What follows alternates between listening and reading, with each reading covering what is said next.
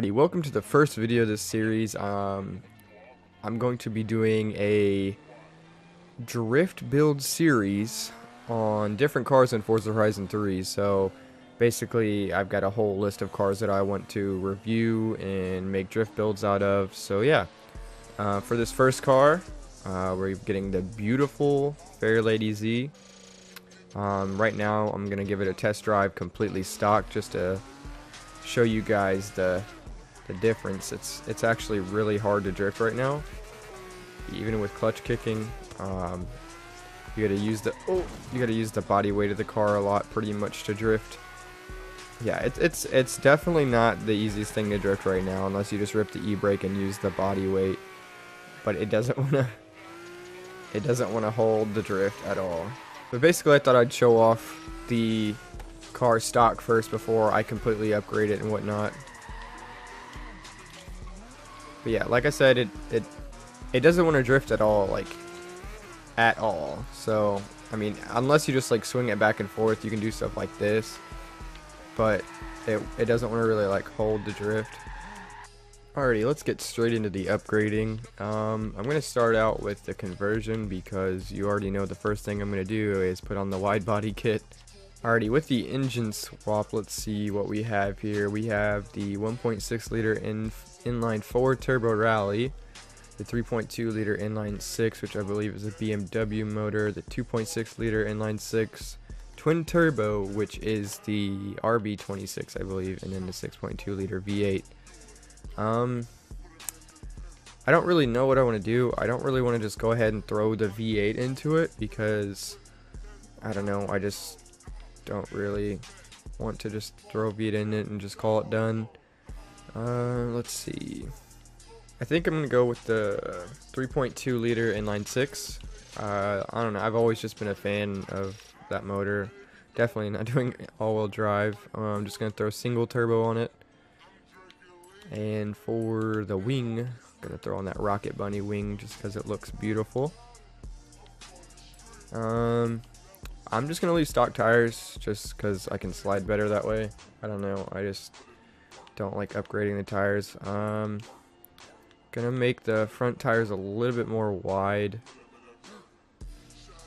than stock, not like super wide. I'm just gonna leave the back stock. Well, no, they are kind of. We'll do this one, the pair that I already have on here. Okay, and for the wheels, I want to do a deep dish because any wide body and deep dish looks good. Let's see how good the ATS Classics look with a bigger wheel.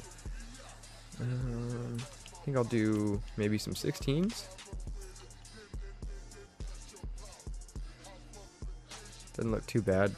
What do 17s look like? I feel like the 17s are just a little bit too big. 18s are definitely way too big. Cause I like with the Fairlady, I like having a like just meatier looking tire. So I think I'm gonna go with the 16s. If I don't like it when I slam it, I'll just like up the tire size just a little bit. So yeah, ATS Classics. Alright, and then now I'm just gonna completely upgrade all the motor because I just like having all the power that I can, because I mean, some people like doing underpower builds and I just like doing all power. I just think it's nice to have the power there whenever I need it, so basically that's what we're gonna do. Alright, with the suspension, gonna completely slam it. Gonna do all the good stuff here. And what a lot of people don't know in Forza that, I don't know, are getting into drifting or something, I'm not really sure what to call it, but basically they don't know to get a race differential because it really helps with drifting. A lot of people like to leave the stock, like I'll show you in a second, but basically people like to leave the stock differential in, and even if the car has LSD in the game or both tires spin at the same time, whatever, basically, let's go over to it right now. Basically, it's at 75, 75. And what I do is I do 95 and 5%. I don't know, but basically it just makes it a lot easier to just get both the tires spinning, and it's pretty much just like a welded diff or a full lock, whatever you want to call it. Gonna lower it all the way.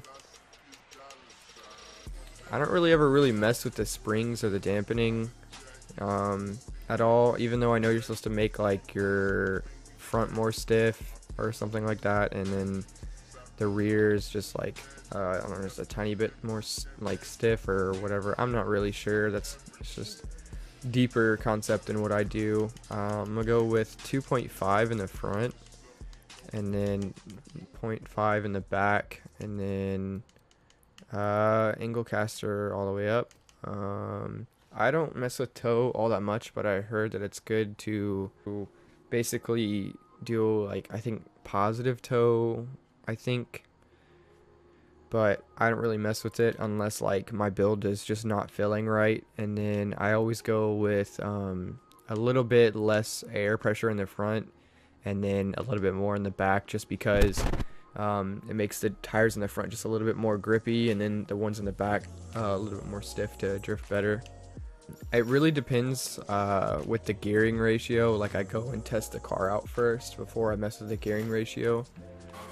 Basically, I don't like the way this feels right now, so I'll probably end up messing with it. I'm gonna go over here to the parking lot before I mess with anything. So right now, the gearing to me feels a little bit too short, and I mean, it works, but for me, I like my gears just a little bit taller, so that I don't know, I have room to work with. Because I mean, as you can see right now, it's obviously working, but I just like it's just personal preference. I just like mine a little bit taller.